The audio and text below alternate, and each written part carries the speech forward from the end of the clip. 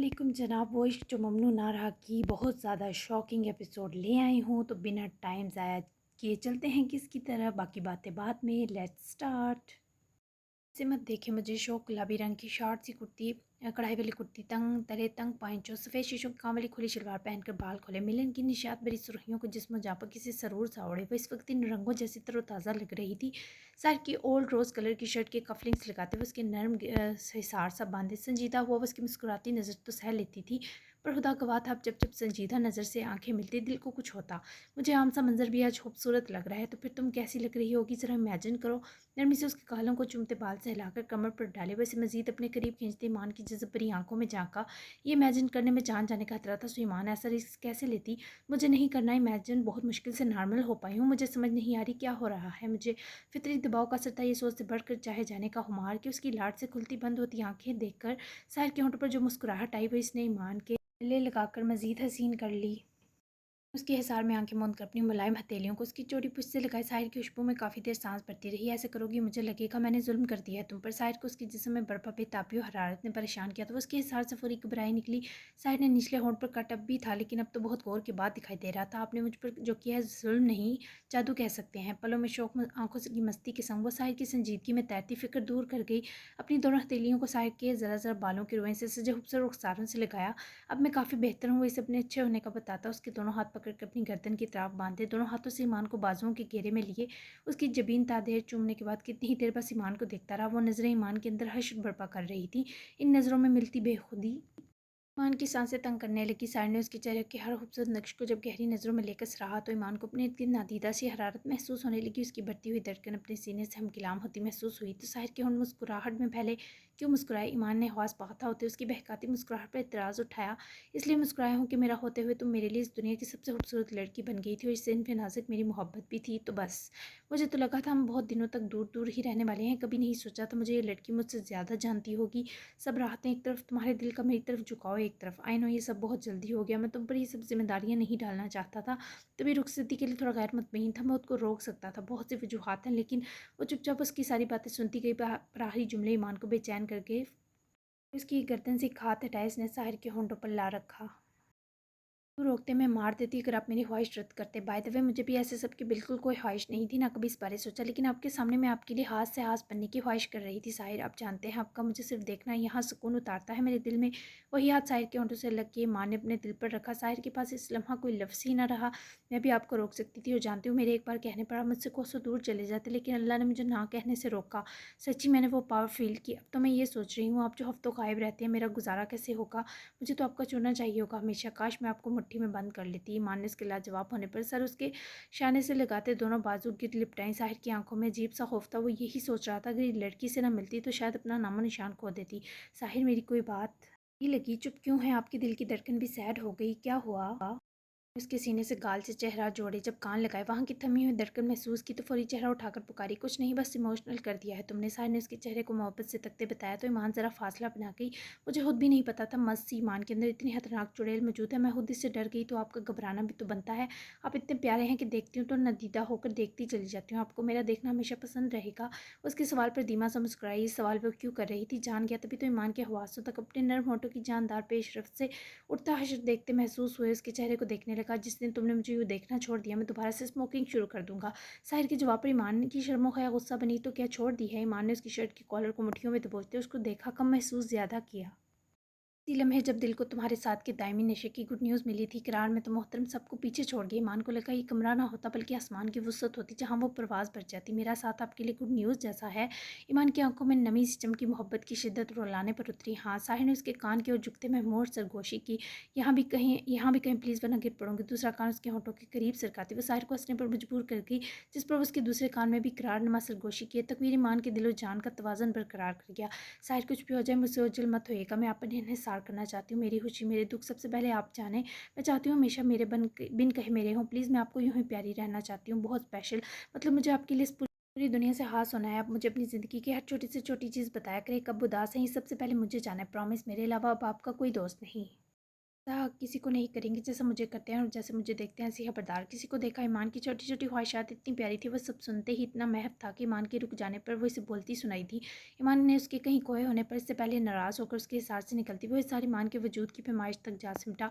ईमान इतनी सब बातें नहीं करते, मेरी ही नज़र लिखवा बैठोगी, मुझे आजमा तो लो एक बार, मैं तुम्हें देखता ही नहीं, मैं तुम्हें बिना कहे सुन भी सकता हूँ। चलो अब अपने गिफ्ट के लिए रेडी हो जाओ। साहिर ने उसके अंदर एहसास सुकून उतारे लग किया तो गिफ्ट का सुने वो मुस्कुरा उठी। अभी भी साहिर का दिया पहला तोहफा ईमान की खूबसूरत गर्दन की जीनत बना था। तुम्हें क्या पसंद है? साहिर ने ड्रेसिंग मेज पर रखी ज्वेलरी केस को उठाए बिना खोले चमकती आंखों वाली को देखा। ज्वेलरी में ईमान ने इश्तियाक से साहिर को देखते पूछा, जिस पर वो फौरी सर हिला गया। मुझे रिंग्स और चेन ही पसंद है बस, माँ ने मुस्कुराकर बताया। जिस पर साय ने मसरूर होते वो केस ओपन किया तो वहाँ रिंग, इयर रिंग, ब्रेसलेट, एक खूबसूरत सा पेंडेंट को देखकर ईमान की आंखें खुली की खुली रह गई। मुझे तुम अपनी पसंद यूँ चहकर बताती हुई बहुत पसंद हो। दिस रिंग इज स्पेशल, बाकियों को रहने दो एक तरफ, अभी अब पूछो क्या स्पेशल है। साय ने खूबसूरत सी डायमंड रिंग निकाली जिस पर सफ़ेद नगीना और कई छोटे छोटे नगीने बहुत बारीकी से नजर थे। क्या स्पेशल है ये लग भी यूनिक रही है, ईमान के तजस्सुस से पूछा। जिस पर साइड ने इस रिंग को घुमाकर दूसरी तरफ फोल्ड किया तो वो यकसर बदल गई, ब्लैक ज़रकोन रिंग में बदल गई। ईमान ने हैरत से मुंह पर हाथ जमाया। Oh my God, two in one ring, और ये कितनी प्यारी है, पहनाए ना। ईमान का बस न चला, साहिर के हाथ से खींच कर पहन लेती। वेट माय गर्ल, अब सुनो, जब तुम बहुत खुश होगी तो तुम्हारे साथ हाथ पर वाइट वाली होनी चाहिए, और जब कभी तकलीफ में हो, कुछ कहना चाहती हो और बता ना सको, हर्ट हो जाओ, कोई मामला जान पर पड़ने लगे तो बस ब्लैक वाली पहन लेना। तुम्हें किडनैप करके बहुत दूर ले जाकर तुम्हारे दिल की सारी बातें चुरा लूँगा। ईमान अपनी जगह थम गई, बस साहिर की बातें आंखों में आंसू भर लाईं। फिर जैसे वो ईमान की उंगली पर सफ़ेद नग वाली सजी वो वेडिंग रिंग को मात दे गई। साहिर, आई लव यू, ये बहुत खूबसूरत गिफ्ट है, ये सिर्फ गिफ्ट नहीं है, सुपर पावर है। मुझे इतना स्पेशल गिफ्ट देने के लिए थैंक यू। ईमान ने उसके गले लगते अपनी खुशी बताई। Yes, and you are my super woman. अगर कभी हाथ पर पहनना ना चाहो ये सुपर पावर वाली रिंग तो इसे तुम पेंडेंट में भी डालकर पहन सकती हो, मुझे कोई इशू नहीं है। वैसे भी हमारी वेडिंग रिंग्स हमारे हाथों पर किसी और चीज़ की गुंजाइश नहीं छोड़ती, दे आर बेस्ट। बाकी ये सब गोल्ड के हैं, तुम कैजुअल में यूज़ कर सकती हो, बट मेरी तरफ से स्पेशल वाला गिफ्ट ये सुपर पावर है। साहिर ने बाकी रिंग्स जो बहुत सोबर से यूनिक टॉप्स थे, वैसे ही चेन, पेंडेंट और ब्रेसलेट था जो बहुत खूबसूरत था। ईमान ने प्यार से साहिर की दी रिंग चूमी और फिर साहिर के गाल पर मीठा सा प्यार देते जनाब के दिल को भी सरशार कर गई। साहिर के फ़ोन बजने ने मज़ीद शेरी गुर्बत से रोक दिया। कॉल थी भी अर्जेंट।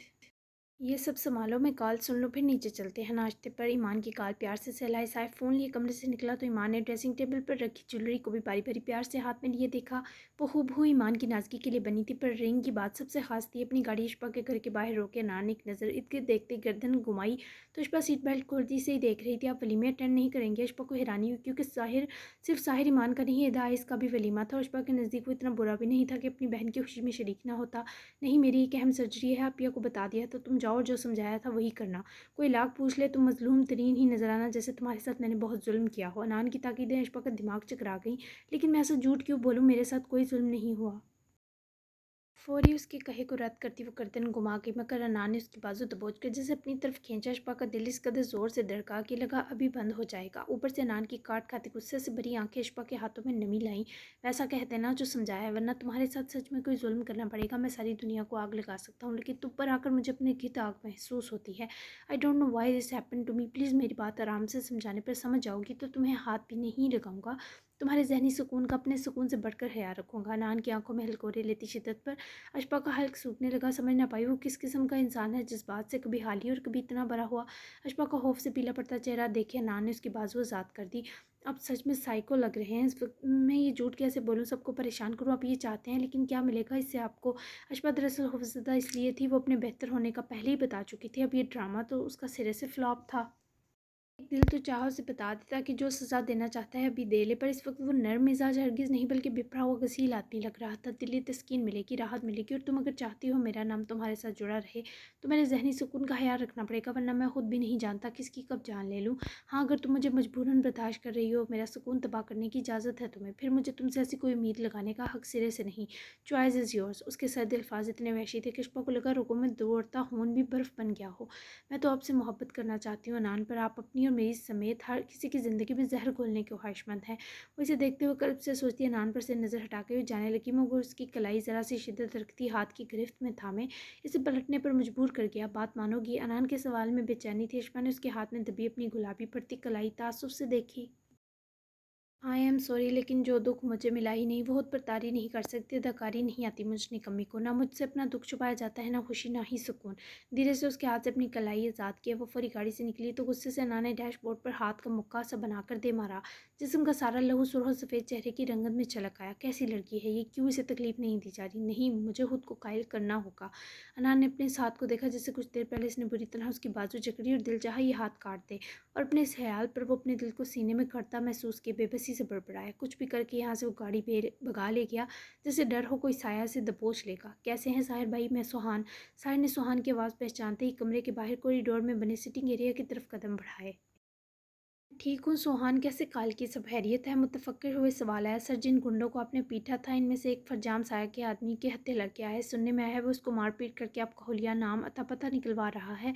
यह खबर अंदर के जासूस ने मुझ तक पहुँचाई। इसने आपकी रेस्ट वॉच देख ली थी और इसी को लेकर अभी कुछ देर पहले 2 लोग स्पेशल घड़ी की छानबीन करने मेरी शॉप पर भी आए थे। आप जानते हैं वो न्यू ब्रांड था और पिछले 2 माह पहले ही लॉन्च हुआ।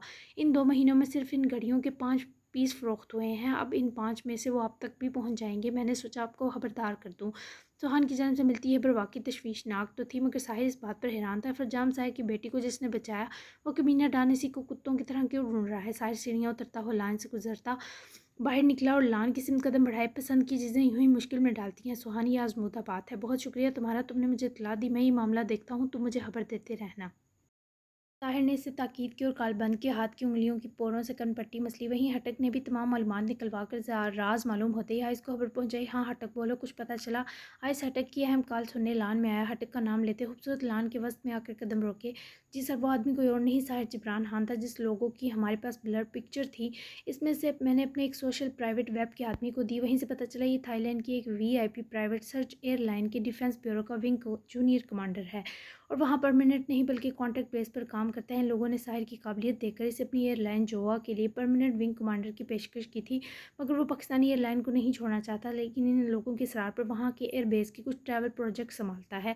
क्योंकि ये कॉन्ट्रैक्ट बेस्ड जॉब्स ऑफिशियल नहीं होती, तभी इसे इस ब्यूरो का हिस्सा होने के बारे किसी को बताने की भी परमिशन नहीं है। ये सब हटक से सुनकर एक लम्हा तो आए सुन रह गया।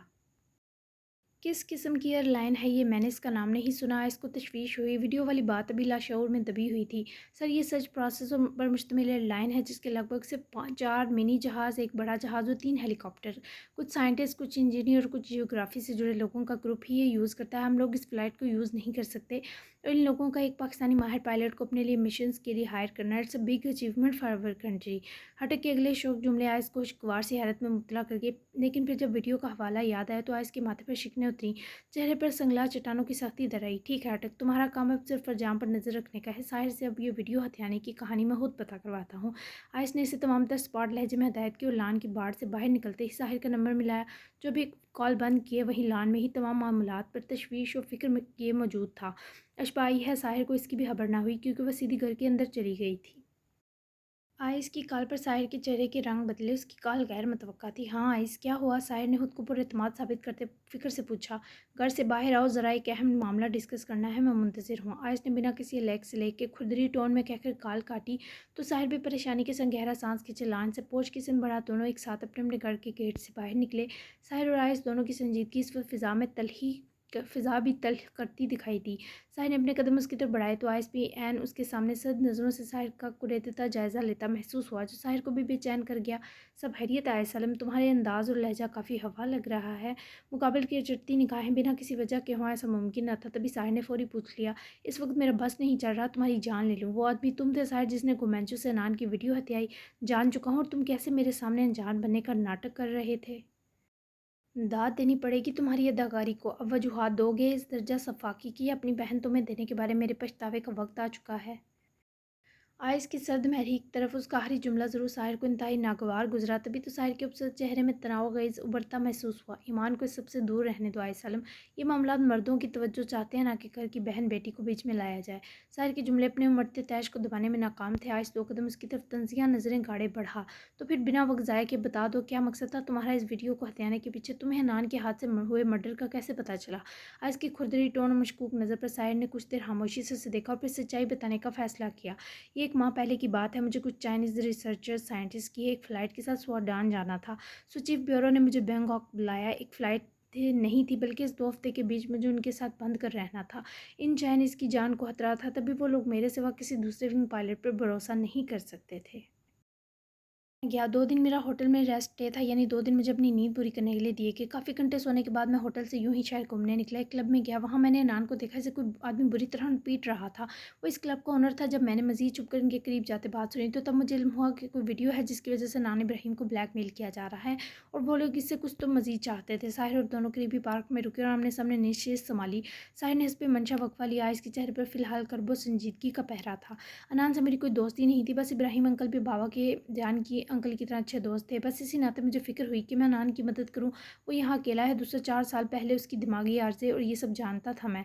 हमदर्दी के नाते मैंने उसका पीछा किया। जब पीछा किया तो उसके फ्लैट के बाहर गुमेंजो नामी वो आदमी खड़ा था। अनान इसके साथ अच्छी हंसी मुमारी हुई।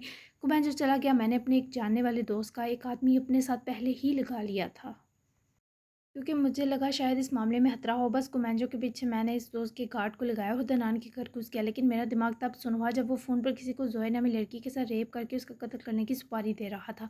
आई सालम एक बार तो मेरे रोंगटे खड़े हुए। साहिर से ज़्यादा इस वक्त आई सालम के चेहरे की रंगत खंडी हुई थी। साहिर से रवा रखे कुछ देर पहले के सलूक पर इसको नदामत ने गिरा।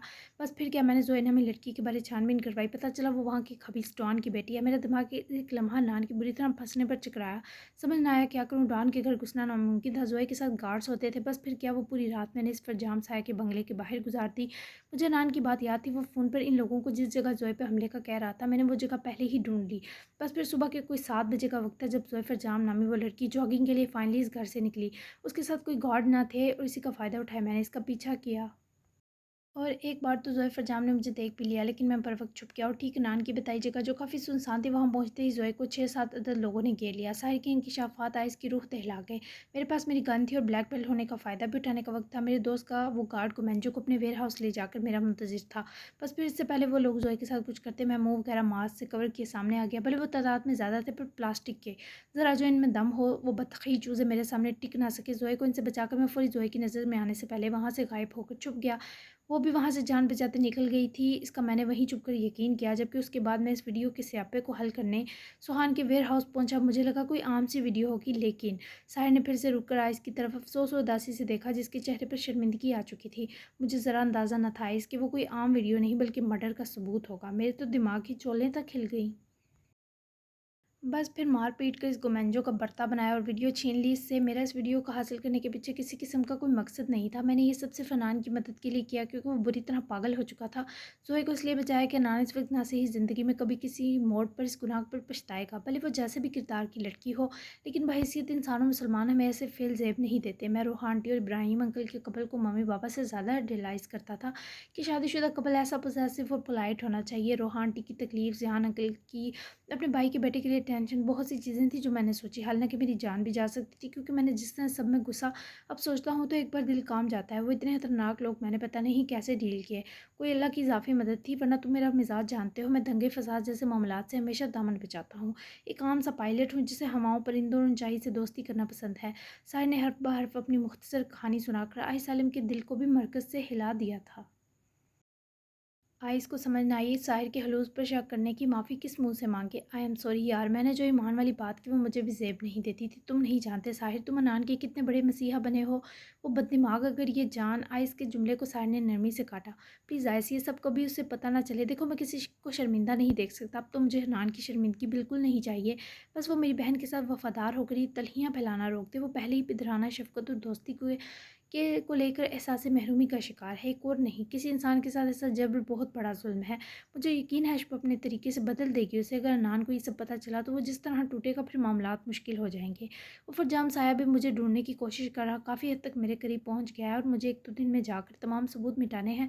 और ये सब अगर ब्यूरो वालों को पता चला, उन्होंने कहना है चल भाई पुत्र निकल, बहुत उड़ा लिया हमें। मेरी भी अकल में माँ 3-24 घंटों में ऐसी मरी थी कि मैं भी ब्यूरो के लोगों वाली हुडी पहन कर निकल गया कारनामा सर अंजाम देने। साहिर की आफत पर आइस पे कुछ टेंशन ज़ाहिल होते मुस्काया। इस वक्त इसे साहिर के लिए दिली उनसीयत महसूस हुई।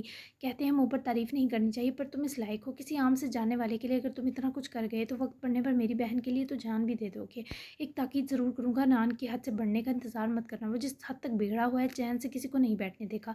अगर ज़रूरत पड़ी तो मैं तुम्हें इस वीडियो के ज़रिए बराह रास्त उसे राह रास्त पर लाने की इजाज़त देता हूँ। इसे अपनी और ईमान की ज़िंदगी में न जहर घोलने देना, नाशपा को उसके जबर सहने की इजाज़त देना। ज़ख्म जब नासूर बन जाए साहिर जिब्रान तो इसका इलाज भी सख्त करना पड़ता है। आइस के कहे तासुफ ज़दा जुमलों का मफ़हूम साहिर समझा, लेकिन रसान से मुस्कुराहट दिए टाल भी गया। लेकिन आइस को आज सच में ईमान की किस्मत पर रश्क आ रहा था। ईमान बहुत लकी है, ये सब जाने तो तुम्हारी दीवानी हो जाए शर्तिया कि मुस्कुराते जताते जुमलों पर साहिर भी मुबहिम मुस्कुराया। क्या पता था कि उसकी इन छोटी छोटी नेकियों के वजह ही तो ईमान को पा सका है, और वो लड़की उसकी पहले ही इतनी दीवानी है कि मज़ीद की गुंजाइश नहीं रही। ये सब कभी ना खुले, यही बेहतर है। आई होप तुम ये सब अपने दिल में ही रखोगे। बाकी नान को खुली छूट देने वाला नहीं हूँ, अपनी फैमिली को प्रोटेक्शन देना मेरी हमेशा से वलीन तरजीह रही है। तुम नान को बस ये यकीन दिला दो तुम वीडियो हासिल कर चुके हो और खुद ज़ाया भी की है, ताकि कम अज़ कम नान कभी इस आदमी को ढूंढने की कोशिश ना करे। वो 4 साल थाईलैंड रहा है, वहाँ के काफ़ी लोगों से जान पहचान है, ढूंढने निकला तो मुझे तक पहुंच जाएगा। बाकी इसने मर्डर क्यों किया ये भी जानता हूँ, और मेरी उसके लिए नरम दिल की वजह एक ये भी है कि वो ईमान के लिए प्रोटेक्टिव सोच का मालिक है। सार की आजी आइस को गर्विदा कर रही थी। बेफिक्र हो, मैं आज ही उसके दिमाग में डालता हूँ। अगेन थैंक यू यार, तुमने हमारी पूरी फैमिली को इस परेशानी से बचा लिया है। आइस का शुक्रिया से बेचैन कर गया। तभी मसूब फौरी पहलू बदले उठे। शुक्रिया की कोई बात नहीं, अब चलते हैं, सब कहेंगे ये दुल्हे कहाँ गए। दुल्हनों से डर कर भाग तो नहीं निकले। साहिर की शरारती रख फड़की तो आइस पे हंसते उठ खड़ा हुआ। सही कहा, उनका कोई भरोसा नहीं, हमारी गुमशुदगी का ऐलान ही ना करवाते। आइस ने हंसकर कहा तो दोनों ही मुतफिका शरारत से सर हिलाते वापसी के लिए बढ़े। कुछ देर में ही सब वलीमे के लिए हाल निकलने वाले थे। जारी है, कैसी लगी शॉकिंग किस्त तो अगली किस्त और है, धमाकेदार होगी। जिन्होंने अभी तक चैनल सब्सक्राइब नहीं किया वो फौरी कर लें। तो क्या लगता है आगे कहानी किस तरफ जाने वाली है? थोड़े थोड़े टुक्के शुक्के लगाया करें भाई, थोड़ा बताया करें कि आप कहानी में इन्वॉल्व हैं या नहीं, या किस हद तक हैं, ठीक है ना। मुझे लंबे लंबे तबसरे आपके चाहिए, थोड़ा तफसीली शेयर किया करें अपना पॉइंट ऑफ व्यू, ठीक है ना। तो मिलते हैं नेक्स्ट एपिसोड में, तब तक के लिए अल्लाह हाफिज़।